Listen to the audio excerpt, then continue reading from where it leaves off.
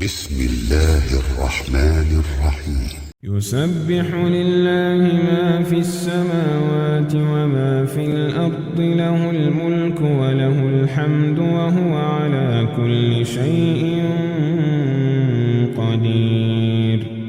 هو الذي خلقكم فمنكم كافر ومنكم مؤمن، والله بما تعملون بصير. خلق السماوات والأرض بالحق وصوركم فأحسن صوركم وإليه المصير. يعلم ما في السماوات والأرض ويعلم ما تسرون وما تعلنون، والله عليم بذات الصدور. ألم يأتكم نبأ الذين كفروا من قبل فذاقوا وبال أمرهم ولهم عذاب أليم. ذلك بأنه كانت تأتيهم رسلهم بالبينات فقالوا أبشر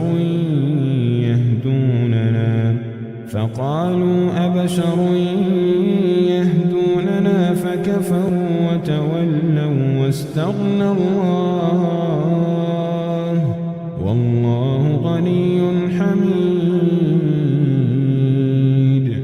زعم الذين كفروا أن لن يبعثوا، قل بلى وربي لتبعثن ثم لتنبؤن بما عملتم، وذلك على الله يسير.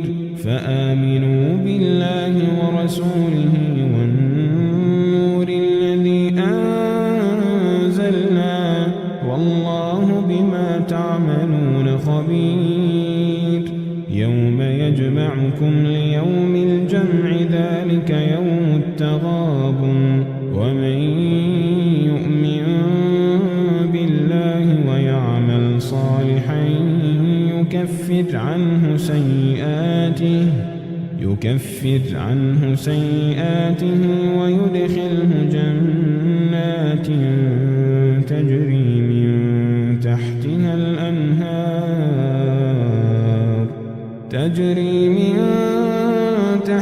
الأنهار خالدين فيها أبدا، ذلك الفوز العظيم. والذين كفروا وكذبوا بآياتنا أولئك أصحاب النار خالدين فيها وبئس المصير. ما أصاب من مصيبة إلا بإذن الله، ومن يؤمن بالله يهد قلبه، والله بكل شيء عليم. وأطيعوا الله وأطيعوا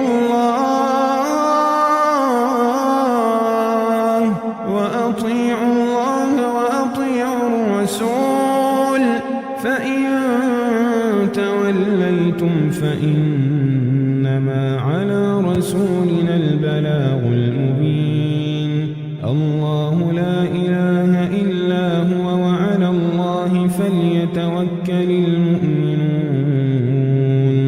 يا أيها الذين آمنوا إن من أزواجكم وأولادكم عدوا لكم فاحذروهم، وإن تعفوا وتصفحوا وتغفروا فإن الله غفور رحيم.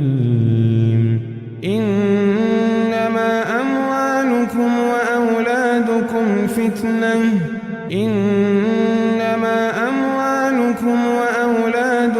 فتنة، والله عنده أجر عظيم. فاتقوا